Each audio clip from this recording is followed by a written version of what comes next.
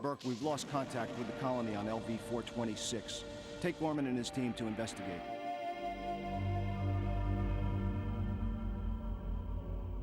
We don't want anyone to learn that the company has deliberately infected colonists in order to smuggle alien specimens past ICC quarantine. Yes, sir.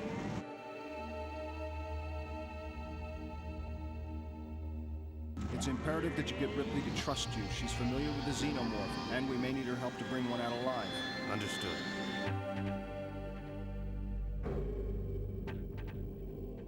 All right, understand this. The Bioweapons Division had orders to eliminate anyone who attempts to interfere. Obviously, they won't be aware of your team's mission.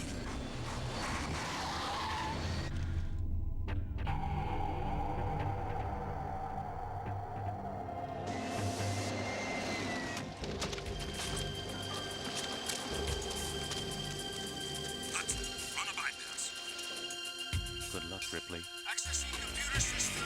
Security codes. We're in. Stay frosty, people.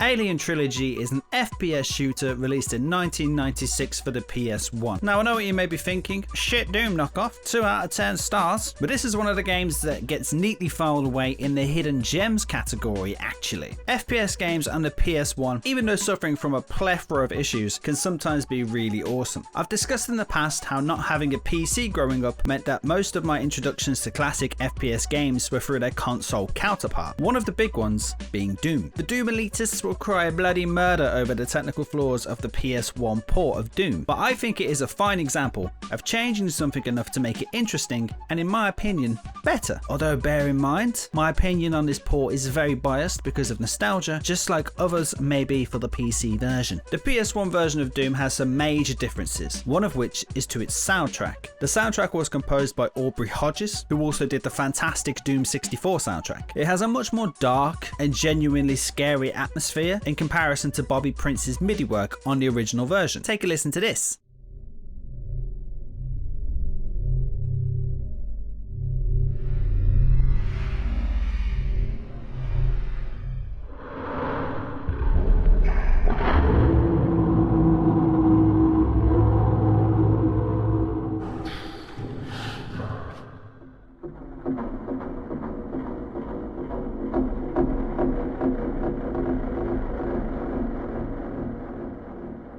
Now, I'm not saying that the original soundtrack isn't good, not at all. It's full of fantastic classics that I listen to often and will always find a way to squeeze into a video wherever I can. But I grew up with the Hodges version, and it was the only version of the soundtrack to me until I was about 13 or so. This soundtrack still strikes me with unease and dread because of the countless nights up late exploring the maze-like levels of Doom to its disturbing beauty, meaning for me, because of its soundtrack, Doom was always a horror game. Don't worry, I'm not going to waffle on about the PS1 version of Doom anymore. I could talk about it endlessly, and this is an Alien Trilogy video after all. But I just wanted to show how the PS1 is capable of creating genuinely unsettling and scary atmospheres even in the first-person genre. Alien Trilogy has a very similar feeling of horror to me as Doom does on the PS1. I used to rent this game on occasion from Blockbuster Video, and I could never beat it at the time because I was like 8, so calm down dear. Because of this, the first like 10 levels or so of this game have a connection in my mind to pure dread. I think at least the first third of this game is actually much closer to a horror game than it is a shooter. Now I know over recent years, first-person horror in the Alien franchise has been realised at its peak performance for multiple reasons. This game, however, while not having the graphical fidelity of Isolation or the greasy claws of Pitchford involved to make it terrifying, it draws its horror in other ways. Because of how it controls, with all of the motion being done with the D-pad and the 2 little strafe buttons on R1 and L1, this game is actually much better played slowly and methodically, somewhat akin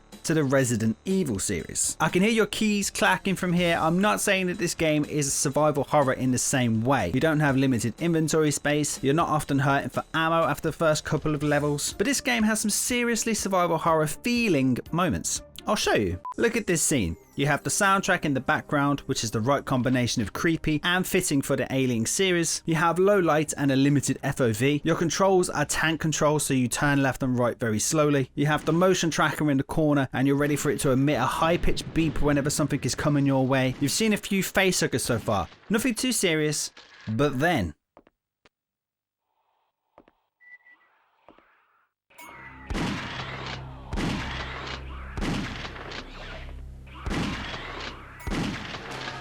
That scared the shit out of me when I played that all those years ago, and to be honest it still kind of unsettles me now. I think it's the sound design and the sprite work. The sprites are beautiful, but low quality enough for your imagination to fill in a couple of the blanks. The creature comes tearing out of the darkness not with a bang or a dramatic score, but just by making the noises a xenomorph would. This is pant-shittingly terrifying as a kid, and because of moments like this, the first part of this game will always be cemented as a horror game in my mind.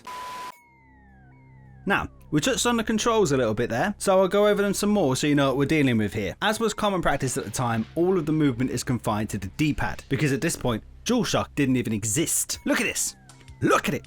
This was the norm, having a dent in your fucking thumb every time you play. So you use that to move forward, back, turn left and right, and then you use R1 and L1 to strafe. Fairly standard. Also fairly standard is the X button is shoot and circle is use. Now things take a slightly strange turn. So this game has a dedicated grenade button, which lives nice and cozy on square, because they're very handy for dealing with hit scanners and can also blow open walls for secrets like we're playing fucking Zelda. But then, triangle is change weapon, and in a baffling slice of game design, I assume to make things scarier, you can only cycle weapons in one direction. So if you're using your shotgun, which is weapon 2, and for some reason you want to whip out your pistol, which is weapon 1, you have to go through the other 3 weapons to get there. This can be very annoying because the flamethrower is great for dealing with facehuggers, but it's on weapon slot 5 and the pulse rifle is on weapon slot 3. So instead of playing cautiously and switching to weapons that suit the enemy I'm facing, I'll instead just start spraying the floor with 3 burst shots on my precious pulse rifle, because aiming at close floor or ceiling enemies in this game is like trying to thread a needle while you're wearing reverse binoculars and you're riding the fucking waltzers. Also, in a crazy choice, the run button is R2, and the game has some semblance of vertical aiming, which is tied to the L2 button. So when you're playing this game in later levels, you have to hold it in a fucking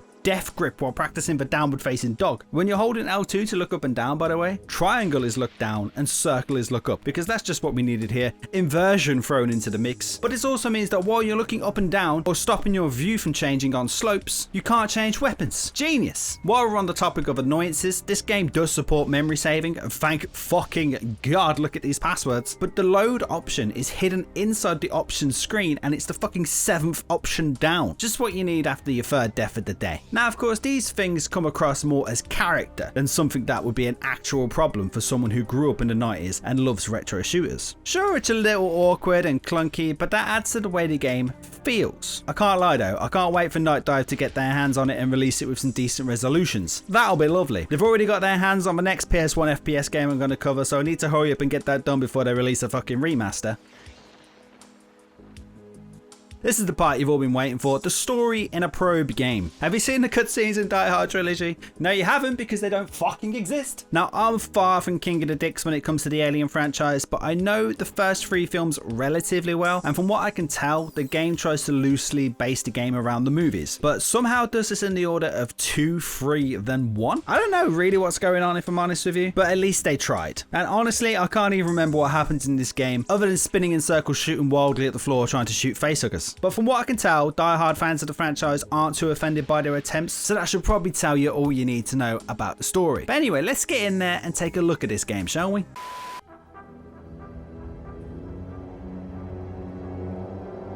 So as we saw in the intro, some boys were getting fucked up by xenomorphs, the warrior variety, because yes, there are different kinds of enemies in this game. We'll see more on that later. I showed you some of this in the intro, but this is where we get the shotgun.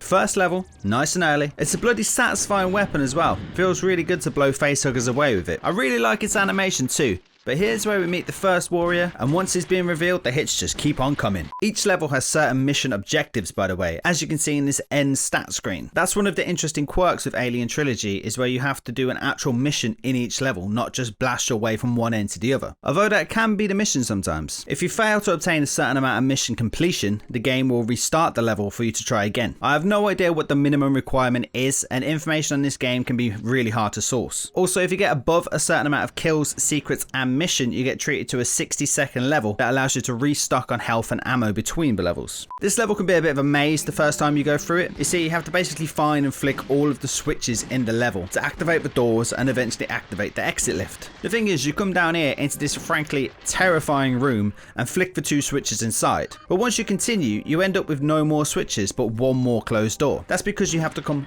back down here and a new switch and xenomorph have magically appeared. Bit of a mare. This is also the first appearance of destructible walls, and inside this one we have a lovely flamethrower. The flamethrower is a great weapon and can be great for destroying boxes and dealing with facehuggers. The thing is, you need to know how to use it. You see, the enemies in this game have invincibility frames in their pain states, so as soon as you hit one, all of the rest of the ammo will go straight through them. The flamethrower flies through its fuel if you hold down the fire button, so the best way to use it is to just tap and shoot when they're ready to be hit. This level has one of the strangest secrets I've seen in some time. So I never knew how to open this wall, but I knew on the map that it was a door of some kind. It wasn't until I made this video and looked up some of the secrets that I found out you just have to shoot it, but I have no idea how the amount of times to shoot it is worked out. Fucking weird. And this isn't the only one of these either. This room is dripping with atmosphere, by the way. Other than the first xenomorph appearance, I think this is the room that stands out most in my mind when I think of Alien Trilogy.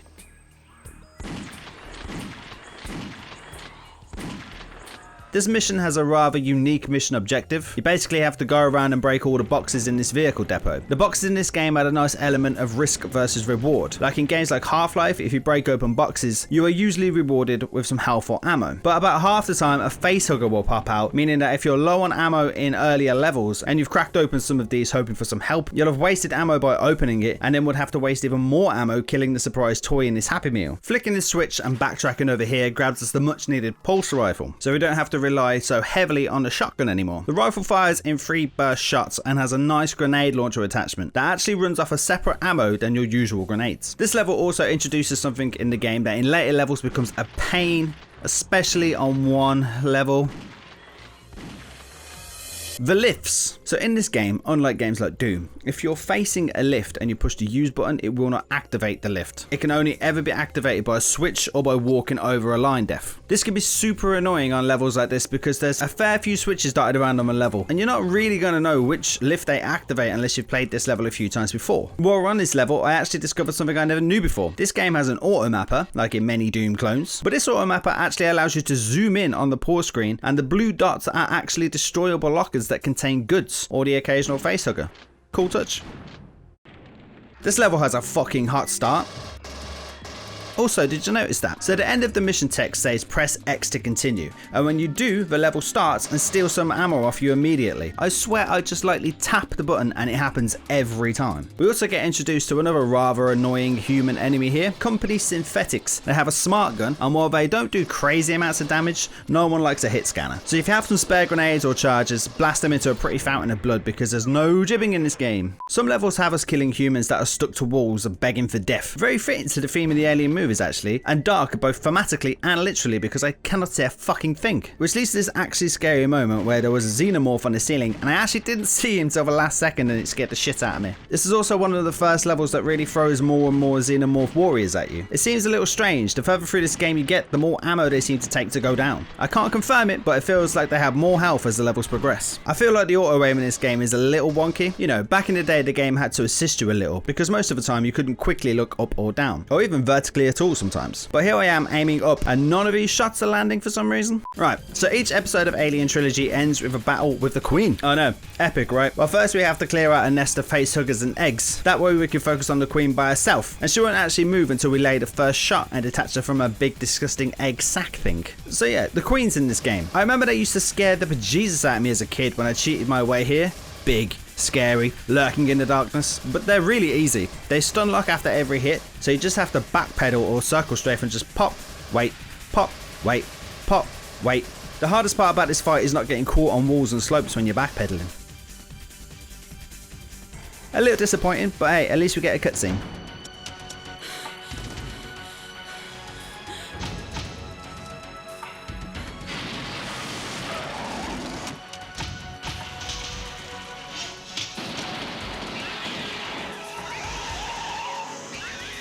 The dropship has been destroyed, taking the atmospheric processor's cooling system with it.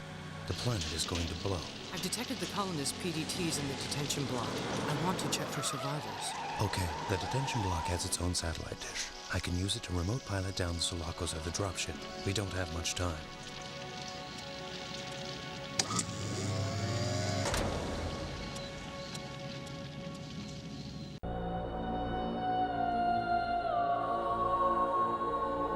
Right, episode 2 of this game doesn't really bring much new to the table. It just gives you a bunch more levels to battle your way through, which isn't a bad thing, but there isn't really much for me to talk about. So the game throws you into a human down the end of a slight ramp just to show off how bad its auto aim can be when you're using the pulse rifle. As the chapter title suggests, there's puppy aliens in this chapter. Aren't they cute? They're called the young dog alien in the manual, and in French they're called bébé alien, which entertained me way too much. This level starts bringing in more dreaded lifts. You have to explore the level to find several switches to reach the second floor to throw some more switches. The annoying thing about this is, once you hit the top of the lift, there's 2 directions to go. I went the wrong way and around to the other side, and yeah, so that lift went down by itself, so now you have to go back down this tunnel, throw the switch again to get back up there. But bear in mind that I didn't know there were 2 switches on the second floor, and it took me a while, about 15 minutes, okay? Fuck the lifts in this game, moving on. Sometimes the pulse rifle and the general makeup of this game just don't go hand in hand. But sometimes you get beauty like this.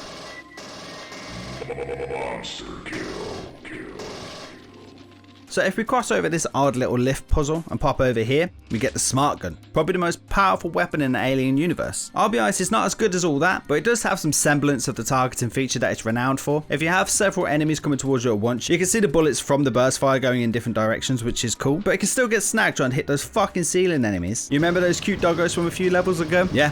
Look at them now, they want to cuddle and they won't stop until you stop squirming. In this level they hit you with a very doomed trap. You pick up this battery and it releases 4 adult dog aliens that somehow I didn't notice them before I picked this up, so it scared the shit out of me and I fell down here. This confused the fuck out of me because I didn't know where I was going and I felt like a semi-sequence broke the level, but I got lost and pretty stuck down here for some time anyway. This is the penultimate level for the episode, called the Lead Mold. This level is basically a maze that has lots of locked doors that are opened by switches scattered across the level. While you're wandering around this maze, mind you, you're attacked by adult dog aliens, but these ones are different. They tank much more ammo than any other enemy in the game, and there's loads of them scattered around in this level that you're forced to explore to find all of the switches. It's not earth-shattering or anything, but hey, it's a nice change that isn't even mentioned in the manual. They just throw this enemy at you that looks like a regular enemy, but it's not. Anyway, on to the Queen. So as you can imagine, there's bugger all to talk about with this, really. You go in, you kill all the head crabs, destroy all the eggs, and pop one shot at the Queen so she detaches and starts running around, and you stun lock her to death while backpedaling. Roll cutscene.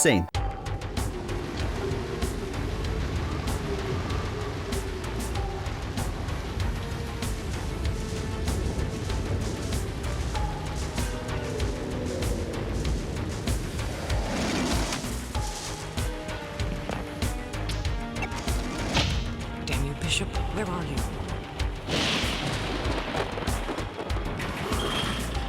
Now it's time to finish it. Once and for all.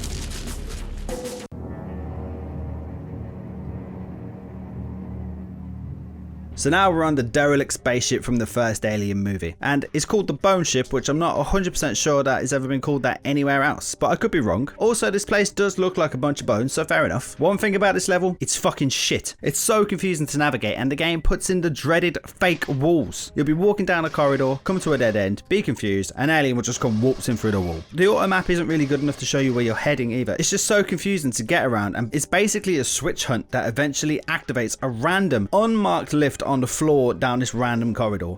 Yay. But oh well, 100% completion on that one somehow. In this final episode, we have a slight hub world based in the center of the derelict ship. The center consists of a long dead pilot, and every time you come back to this place after levels, the area will be repopulated with different kinds of enemies, getting more and more difficult as the episode goes on. This level, While not as bad as the drop lifts, it's the closest thing this game has come to being torture. So the level requires you to kill a certain amount of adult dog aliens in this level that are all stashed neatly around the ending of the level. So problem number one is getting there. So you have these channels of damaging floor everywhere, while not only being damaged while you're down there, are also filled to the brim with fucking face huggers. Also, once you get to the ramps, which are the only way out of these areas, you have to sprint up the hill. And when you get to the top,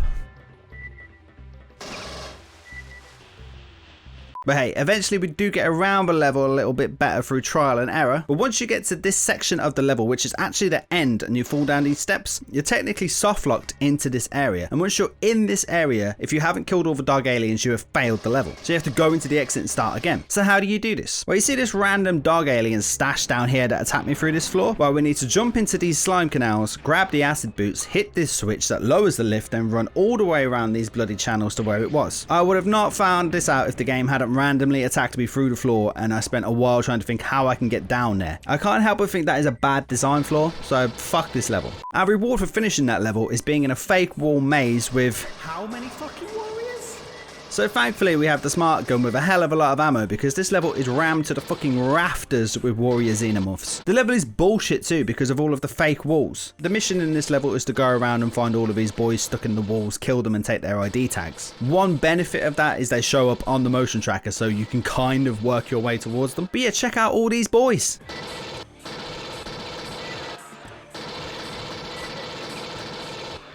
This is drop lifts. For some reason I entered this level on 95 health. Where the fuck did all that go? Oh, right. Well, even starting with nearly 100 health, I'm sure it'll be fine.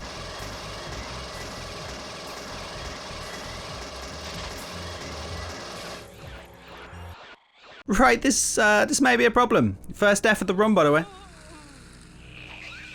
The game drops me down a rave slide and this happens. We get back to the rave slide, and even though I panicked,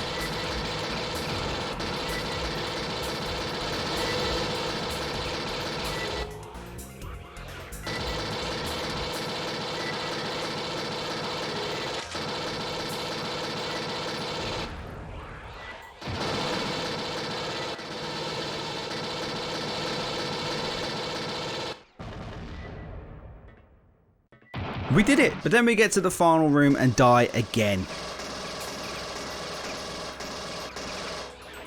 Right, well, I've saved the game over my only save, which is low health, on what seems to be the hardest level in the fucking game. So we're gonna have to stick on our pink acid boots and blast our way through this shit heap.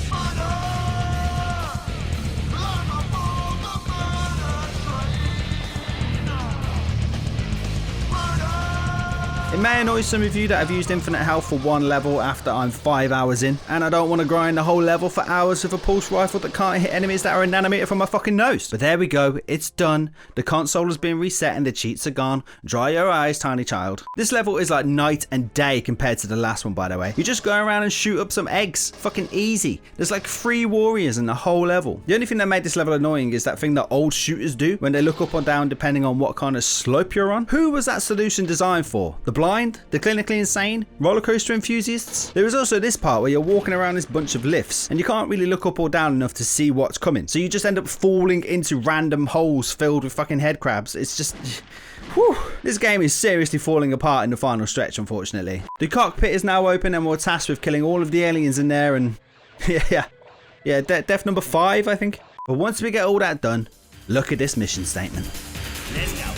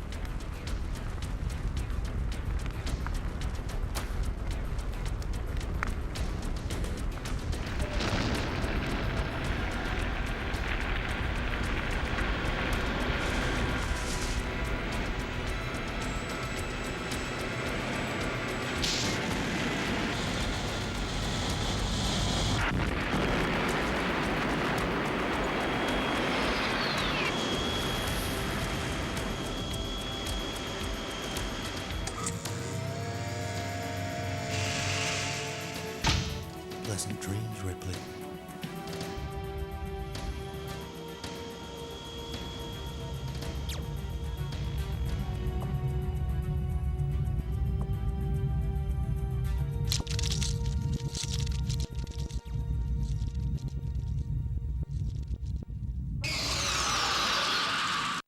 Well, there we go. Alien Trilogy for the PS1. This game is really great, and while the last like 5 levels or so had me tearing my remaining hair out, it really is fun if you don't mind retro console shooters. This is one of 2 games that I'm going to cover for the PS1, by the way. The second one is another hidden gem shooter that I'm super excited to show you, and we actually have some other console games coming up as well, including one that is the worst game ever made. I can't wait. Anyway, if you've gotten to this point in the video, add the word bone shit in your comment and I'll know who made it this far. Zooming by at the bottom of the screen are the members of my Patreon. They're absolute bloody legends, and for being a legend they got this video earlier than YouTube. If you were interested in becoming an absolute legend, the link is in the description. Thanks for watching everyone, and I'll see you in the next one.